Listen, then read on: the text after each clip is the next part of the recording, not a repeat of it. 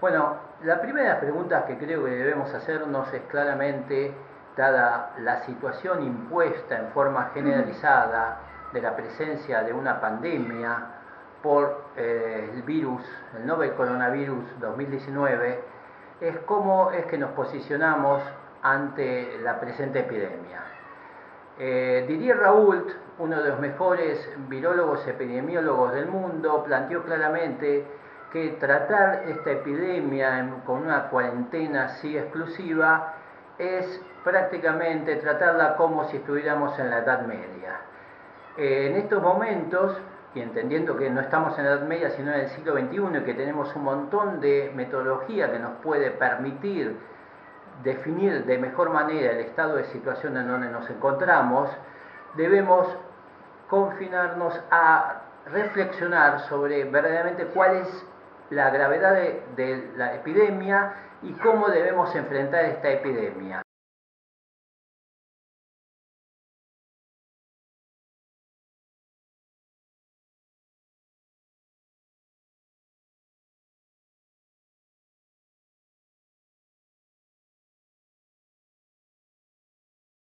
Es muy importante plantearnos, ¿no? El hecho de la información a la población, me parece, ¿no, Juan? Yo estuve hablando con varias personas que se encuentran en una total nube. Tal cual. Eso es una de las cosas, mismo el personal de salud. Eso también está ocurriendo. Cómo manejarnos ante una epidemia, una pandemia, qué utilizar, qué métodos utilizar, son cosas que no se tratan, no se hablan, porque después de que salgamos de esto vamos a estar en otra crisis, o ya estamos entrando en una crisis. Bueno, ¿qué más? Debemos tener muy claro y entendernos qué es lo que nosotros somos como especie, entendernos que somos emergentes de la naturaleza, que estamos en interacción concreta con la naturaleza, y entendernos qué significa lo que denominamos una epidemia. Una epidemia, ¿y de qué es esta epidemia? De una partícula viral, un virus, o un organismo vivo que ingresa a nuestro organismo y cómo nuestro organismo actúa para rechazar, digamos, este ingreso y mantener un estado de equilibrio dinámico en el cual nos encontramos, en el cual se encuentra la vida misma. Las enfermedades no son ni más ni menos que un aviso de nuestro cuerpo que algo no estamos haciendo demasiado bien. El problema con las enfermedades no son en sí las enfermedades, sino evitar que las enfermedades nos lleven a cometer un error que no se puede volver a repetir, que es la muerte.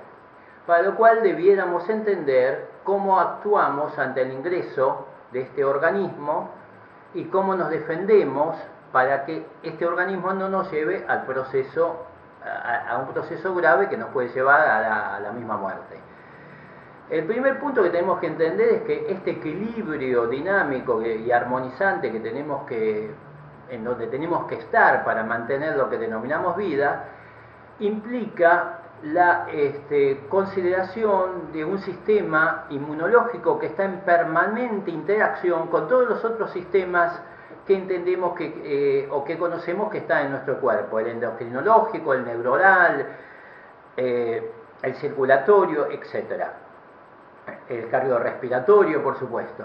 Bueno, si nosotros tenemos un sistema inmunológico que está en buen estado, este sistema inmunológico en buen estado va a ser el primero que se va a encargar de avanzar hacia el organismo que está ingresando, lo va a detener y probablemente no nos va a ocurrir absolutamente nada o vamos a tener situaciones muy leves.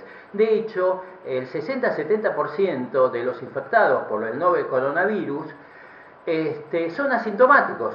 Es decir, prácticamente no tienen absolutamente ninguna sintomatología, no se dan cuenta y van caminando por ahí sin verdaderamente saber que lo tienen. Esto es una cosa muy importante de entender, porque entonces no podemos saber cuántos infectados existen en nuestro país si no hacemos una detección para buscar el organismo adentro de nuestro cuerpo por metodología que nos permita acceder a esto. Siglo XXI, esa metodología se llama RT-PCR, biología molecular. Si esto no se hace en forma generalizada, es muy complejo saber en dónde estamos parados. Lo otro es que si nosotros no somos capaces de estimular nuestro sistema inmunológico, que es el primer punto de freno ante cualquier desarmonización que nos lleve a una enfermedad de gravedad que nos puede conducir a la muerte, entonces vamos a estar en un grave problema. Para estimular este sistema inmunológico, y esto es algo importante, tenemos que estar en paz con nosotros mismos. Es por ello que la introducción de una situación de miedo generalizado, de psicosis, de pánico, no ayuda a resolver la situación del proceso epidémico. El pánico, el miedo, genera que el sistema inmunológico baje sus defensas. Al suceder esto, si el gobierno no brinda una información precisa de lo que produce este virus, a quién ataca precisamente, cuál es, bueno, en realidad explica un poco, pero yo he conversado con muchas personas que dicen que en el medio hay un bache de información. Yo lo veo en el hospital, mis compañeros están con mucho miedo, con mucho susto, y generalmente esto produce las miserias del ser humano, lamentablemente es así, y el temor paraliza, el temor hace trabajar mal, la desinformación no ayuda a nadie. Es una de las cuestiones que me parece que habría que tratar, ¿no? Que queremos tratar. El pánico paraliza. Eso es necesario que lo sepan, la desinformación también. A la sociedad en común, a los trabajadores, más todavía a los trabajadores de salud, porque son los que están al frente, atendiendo a los pacientes con COVID, y ¿cómo lo podría decir de alguna forma? El temor a llevar el virus a la familia, de infectar a los más queridos, el desarraigo también, el separarse de las personas que más amás para cuidarlos, son muchas cosas que llevan y conllevan un estrés al trabajador de salud, a la sociedad que no recibe quizás la información correcta, porque como dije, están los carteles, no salgas de la casa, usa barbijo, hay mucha gente que yo observo por ahí en los colectivos que hasta usan los guantes, pero ¿qué pasa? Vamos a hacer un ejemplo común como para que se visualice. Vos usás el guante, con el guante tocas todo, pero después agarras el celular, vas viajando, tocas el celular con los guantes, que tocaste todo, te llevas a la cara el celular. Entonces, quizás me parece que ese es uno de los grandes problemas. En el marco de lo conversado, de que venimos conversando, debemos visualizar claramente cuáles son las contradicciones que nosotros vemos que acá se están planteando. La primera de todas es la falta de conocimiento, de capacitación adecuada, de explicaciones claras de cuál es el estado de situación. Esta falta de conocimiento, una situación de tremenda gravedad planteada de la impostura de un proceso de cuarentena, nos coloca en una situación de miedo que nos paraliza, que no nos permite realizar las acciones adecuadas, que nos perjudica y que nos vuelve hacia atrás.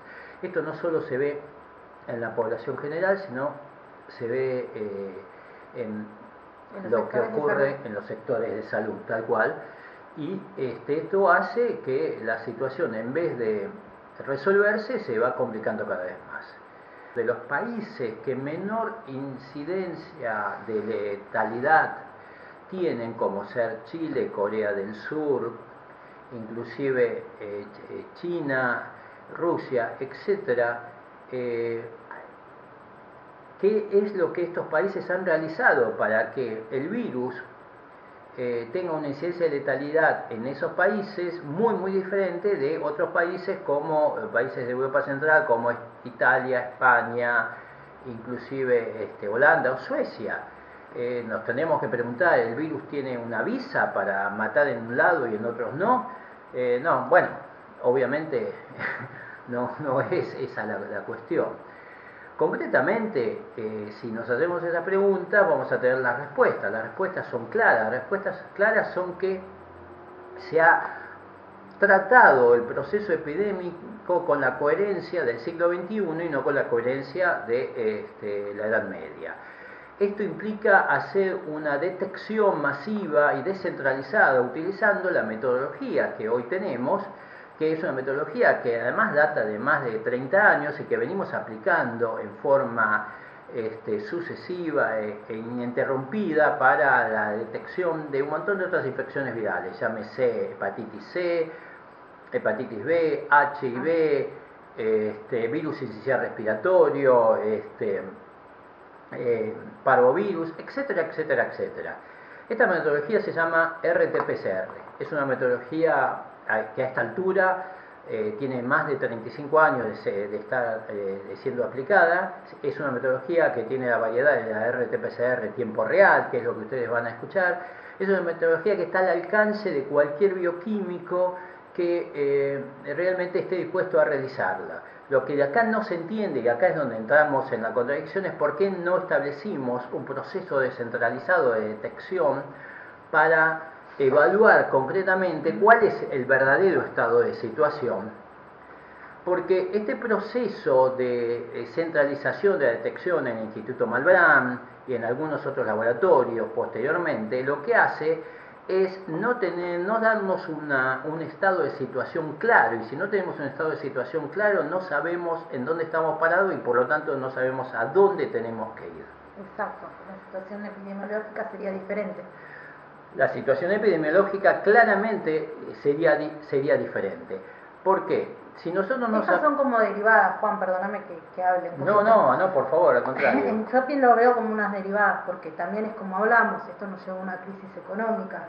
Ya estamos, el país está en una crisis económica, pero sería por ahí más fuerte con las detecciones tempranas. ¿Entendés? Para mí, una cosa conlleva a la otra. Tal cual, Laura, si nosotros podemos hacer detecciones tempranas, la situación se confina bastante, pero lo otro que tenemos que hablar en cuanto a nivel de contradicciones es que tenemos que evaluar claramente cuál es el índice de letalidad, que como dije en un momento, no puede ser que el virus tenga un índice de letalidad en algunos países del 1% o del 0. Chile, que está acá nomás. Chile, que está acá nomás, tiene del 1%, Islandia tiene el 0,59% y en otros países como Francia llega al 18%. Bueno, pero ahí está la fundamentación, o sea, científica, o sea, ellos implementaron el test masivo. Tal cual. Por lo tanto, la solución, digamos, el enfoque, digamos, para resolver esta situación es concretamente la perspectiva más clara es... claro, la idea de nosotros es llevar esa propuesta, la de los test masivos, a la comunidad. Así es, tal cual. Llevar la propuesta de realizar los test masivos descentralizados a la comunidad, eventualmente confinar a aquellos que den positivos, entender que hay mayor número de infectados probablemente de los que están siendo detectados, y si hay mayor número de infectados de los que están siendo detectados, vamos a tener un índice de letalidad menor. No es lo mismo decir que hay 200 muertos sobre 3.000 infectados que hay 200 muertos sobre 15.000 o 20.000 infectados. Porque si tenemos un índice de letalidad del 4%, 4,5, 4,7, 4,8%, como es el actual, es una cosa, y si tenemos un índice de letalidad del 1%, como si tuviéramos una claridad de cuál es el número total de infectados, es otra cosa. Entonces, tampoco, si me permitís, Laura, yo no entiendo muy bien la estrategia de colocar una cuarentena para un índice de letalidad de 4,5, 4,5 o 7%, para un virus que tiene este índice de letalidad, y no hablar de otros patógenos, llámese tuberculosis, llámese dengue, llámese sífilis, y sí, en este momento también el dengue. Yo creo que el dengue es algo muy preocupante. Por supuesto, el último mes hubo más de 12.000 casos, en los últimos 6 meses arriba de 40.000 casos. El dengue produce muerte también. La sífilis también produce muerte, y no estamos hablando de la sífilis, tampoco estamos hablando bien de lo que produce el HIV, y tampoco estamos hablando de lo que produce otras enfermedades respiratorias, como la tuberculosis. Hoy, en Argentina, y desde hace años, se muere una persona cada 20 horas de tuberculosis, claro, en nuestro país. Entonces, el enfoque sanitarista que estamos solicitando es un enfoque sanitarista que contemple claramente las necesidades de la gente, de forma tal de corregir esto, porque el año pasado y el anteaño hubo más de 30.000 muertes de neumonía, no 200, 30.000 de neumonía y gripe. Y estos datos no son al azar, estos datos están en la página del Ministerio de Salud de la Nación y cualquiera puede acceder a ellos. Sin embargo, esas 30.000 muertes de neumonía y gripe, mucho más de cáncer producido por alimentación contaminada, desnutrición, muertes por desnutrición, que antes de que todo esto estuviéramos hablando estaba a la luz del día porque eran noticias, la muerte de los wichis en Salta que estaban muriendo por desnutrición, claro, y acá no sí, sí, es cierto. Dejó de aparecer. Salta. Entonces, todo eso no llevó a establecer este tipo de cuarentena. Esto no implica que uno está diciendo que no hay que contemplar la situación, que no hay que ser cuidadosos con la situación, que no hay que ver quiénes están en más riesgo, cosa que tenemos que aclarar con total claridad. Y para aclarar con total claridad debemos entender con total claridad cómo actúa este patógeno, virus. Y si entendemos cómo actúa este virus, quizás pudiéramos entender que, bueno, hay población que sí hay que tenerle cuidado, hay que tratar de que claro, no se evite. Porque no es que nosotros decimos que no, acá no, nada, es un virus y desestimarlo no pasa nada. No, porque la tasa de mortalidad no es muy grande, sino que sí existe esa población de riesgo, pero lo que hay que aclararle a la población en general es que no es toda la población en riesgo y que la tasa de letalidad no es tan grande como la que se plantea quizás, o la que se ve o que se cree. Sí, tal cual. Lo que tenemos que tener en cuenta es cuáles son las consecuencias que esta situación va a generar a la población en general.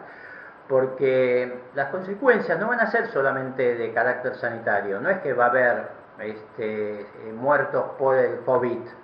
Las consecuencias desde la perspectiva económica en nuestro país, en los países de Latinoamérica, van a ser irrecuperables.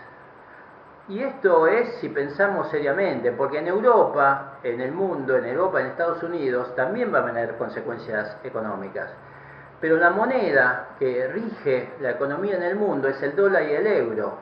Y ellos tienen la maquinita para hacer del dólar y el euro. Nosotros no. Para nosotros estas consecuencias van a ser de carácter irrecuperable. Va a haber un gran nivel de población que no va a poder recuperar su status quo previo a esta situación.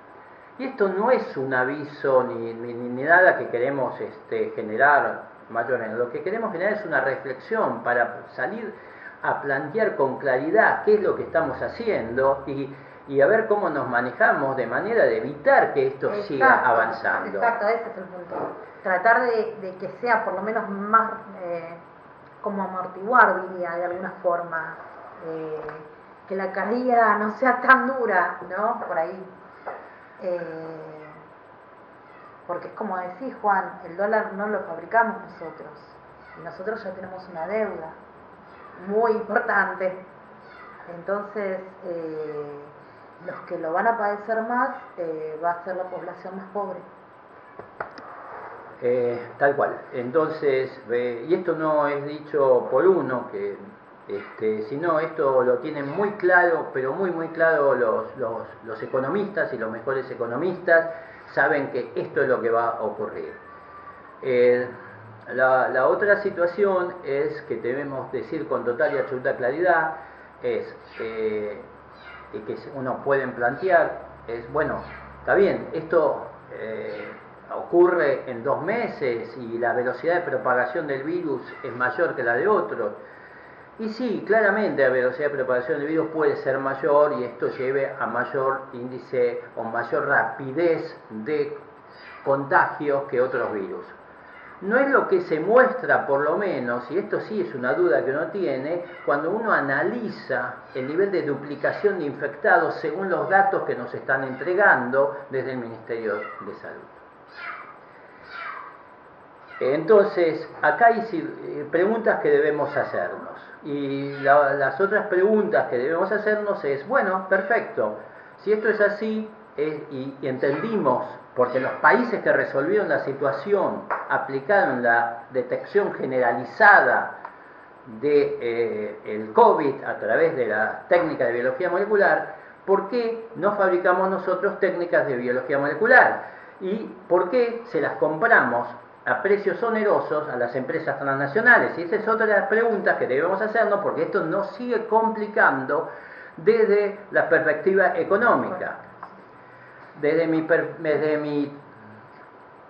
Vos posición. sabés más, Juan, vos sabés más sobre esto. ¿Nosotros estamos capacitados para generar los test rápidos?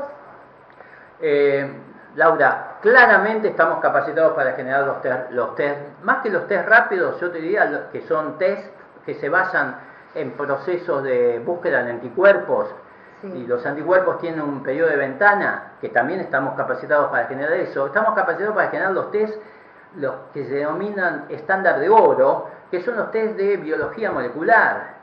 Porque esto lo venimos haciendo hace más de 25 años en nuestro país, y lo venimos haciendo para todo esto. Entonces, no lleva más de 20 días con poner en marcha un test de estas características en cualquier laboratorio con cierto nivel de capacitación. La pregunta que uno se hace es: ¿por qué no capacitamos a los laboratorios y por qué invertimos estos millones de dólares en las compras de test de biología molecular, digamos, a las transnacionales que proveen estos test? Exacto. Me pueden decir que los test deben ser validados, sí, totalmente de acuerdo, y nadie se va a oponer a eso. Lo que no me pueden decir es que no estamos en condiciones de producir nuestros test nosotros mismos a costos que pueden ser una séptima, una octava o una décima parte de los costos de los test vendidos por las transnacionales. En el marco de lo que venimos planteando, creo que es fundamental tener claro que hay que proveer a todo el sistema sanitario de los recursos adecuados para manejar el tema, porque entonces la situación de salud presente, de degradación de salud que se puede estar visualizando, no va a depender de un virus que, como decía Ramón Carrillo, ante la miseria, la pobreza que existe en el mundo y la indiferencia que existe en el mundo, los microbios como causa de enfermedades son muy pobres causas. Esto va a depender concretamente de proveer el sistema sanitario en función de las necesidades de las personas, y obviamente los trabajadores de salud son los que primeros tendrían que ser cubiertos para manejar todo este sistema. La otra situación que creo que debemos definir con claridad es: tenemos que enseñar la situación de lo que somos y cómo nosotros nos podemos proteger de esto, y no nos protegemos escondiéndonos. Definitivamente no nos vamos a proteger escondiéndonos, nos protegemos entendiendo que somos emergentes de la naturaleza. Por lo tanto, sugeriría que trabajemos para estimular nuestro sistema inmunológico, porque es el sistema inmunológico y toda nuestra armonización interior la que nos va a defender de este patógeno y cualquier otro patógeno, y de cualquier otras enfermedades, inclusive enfermedades que tienen un pañuelo negro, como es el cáncer, que se evitaría si tuviéramos un poco más de consideración a lo que somos. No son los medicamentos los que nos van a curar, los medicamentos nos van a ayudar, somos las personas, los individuos los que se curan con la ayuda de los medicamentos. Para lo cual sugeriría recomendar con claridad, obviamente en el proceso de estimulación, buena nutrición, para lo cual tenemos que ver cómo estamos generando la nutrición en nuestra población, ácido ascórbico, ajo, cebolla,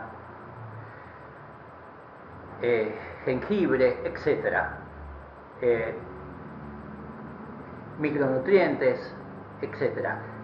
Y lo que sí es fundamental, y esto es indispensable, es tener un estado de ánimo que sea positivo, que estemos enfrentando esto con la capacidad de mirar el vaso medio lleno y no el vaso medio vacío, para lo cual sí requerimos amor, cariño, afecto, risa, sensaciones total y absolutamente placenteras.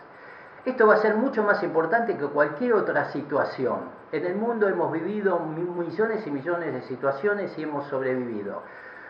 No se trata acá de menospreciar absolutamente nada. Está claro que los pacientes o las personas con problemas cardiorrespiratorios, con problemas autoinmunes, con problemas de carácter cardiológicos o de circulación, hay que tenerles cuidado. Pero no hay que tener cuidado solamente para el coronavirus. Hay que tener cuidado para el dengue, para la neumonía, para el neumococo, para la gripe, etcétera, etcétera, etcétera. Y la mejor forma de cuidarnos es entendiendo que de esto no se sale solo, de esto salimos entre todos. La mejor forma de cuidarse es extendiendo la mano, la mejor forma de cuidarnos es quitándonos el miedo, y empezando a pensar por nosotros mismos y no pedir permiso para pensar, entendiendo qué es lo que nos está pasando. Este es un poco el mensaje que queremos agregar, que nos parece sí, la información, no la desinformación. Así es.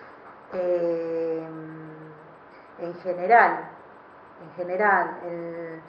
la población en general, la necesidad de informarse, del conocimiento, para perder el miedo a esta enfermedad que si bien, como dice Juan, afecta a las personas que ya tienen, digamos, patologías de cabecera, a gran parte de la población no.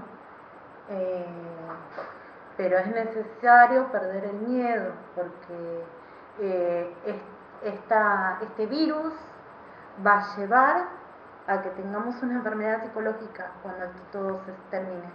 O sea, es lo que va a pasar. Totalmente, me parece que es muy importante esto que vos planteás, Laura, y que un poco que quede claro, ¿no? El estrés que acá se está generando, esta enfermedad psicológica. Yo siempre les digo, nosotros vamos a terminar, a mis compañeros de salud les digo, vamos a terminar con un síndrome de Burnout tremendo.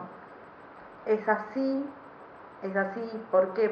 Por el nivel de estrés que se está manejando internamente en lo que es en el ámbito de salud y en la sociedad, porque o sea, uno sale de lo que es el hospital y va a su casa y la familia también está estresada porque está con miedo, porque la información es, como dije, limitada. Entonces eso nos preocupa a todos, nos asusta, o en mi caso en particular, yo estoy viviendo sola, dejé a mi hija con mis papás, entonces es también un desarraigo que está teniendo, y hay muchos compañeros, yo conozco médicas que también han hecho eso, compañeros, entonces eso te lleva a un estrés mucho peor, y una enfermedad, la enfermedad mental, una enfermedad psicológica, digamos, es peor. Y lo que estamos sometiendo a nuestros niños, que los estamos sometiendo a un aislamiento que los obliga a quedarse mirando los celulares, las tablets, todo eso, con todo lo dañino que es la utilización de los celulares y las tablets en los cerebros que están creciendo, en los cerebros que están desarrollándose. Debemos considerar esta situación, debemos verdaderamente considerar. La idea de nosotros, yo creo que también en parte es generar un cambio, ¿no? Un cambio a nivel de concientización de las personas y de conocimiento, generar ese conocimiento y de saber que existe, porque el desconocimiento ante este test que vos querés, que queremos implementar, que se quiere implementar, es desde el personal de salud que no, por ahí no sabe, porque me ha pasado de comentar y me dijeron, no, pero eso que no existe, Laura. A la gente de la sociedad, obviamente, porque si alguien del ámbito de salud no reconoce, no conoce ese tipo de test, entonces que yo tampoco lo conocía, te soy sincera, por ahí hasta hace no mucho, entonces la sociedad menos lo va a saber. Bueno, justamente, el test, como hemos dicho, no es nada complejo, de hecho, nuestro grupo ya lo ha desarrollado, lo tiene en validación y probablemente en el curso de la próxima semana nosotros podemos estar en condiciones de poder estar, digamos, ofertándolo a valores verdaderamente accesibles para la población. Pero no con la intención de generar de esto una situación de réditos económicos, sino fundamentalmente porque estamos convencidos que es la forma de cambiar la realidad actual que estamos viviendo. ¿Por qué? Para saber que alguien está infectado con el COVID, tenemos que saber que ese COVID está. Es como que yo dijera, existen los ovnis. Sí, bueno, existen los ovnis, pero ¿dónde están los ovnis? ¿Vi un ovni? No, no lo vi. Bueno, estoy creyendo que hay un ovni. Nos están invadiendo los ovnis. Bueno, ¿y dónde están? Claro. No los veo, no los veo. No, pero mirá, aquel se cayó, el avión ese se cayó y bueno, sí, se cayó el avión, sí, pero ¿y por qué le decimos que fue el ovni? Con esto es una cuestión similar. Parece tonto, quizás, parece elemental, pero vuelvo a repetir, de esto salimos entre todos, de esto salimos entendiendo que nadie se salva solo, entendiendo que tenemos que extender nuestras manos al otro y salimos con empatía, con amor y con ganas de ayudarnos. Creo que mucho más no tenemos que decir, este es simplemente un mensaje, quizás se hizo un poco largo, pero nos parecía importante transmitir un poco esta situación. Un placer, Juan. Un placer, Laura, verdaderamente, y la verdad, muy feliz de poder estar trabajando en esto para ayudar. Seguro, seguro. Muchas gracias. Gracias.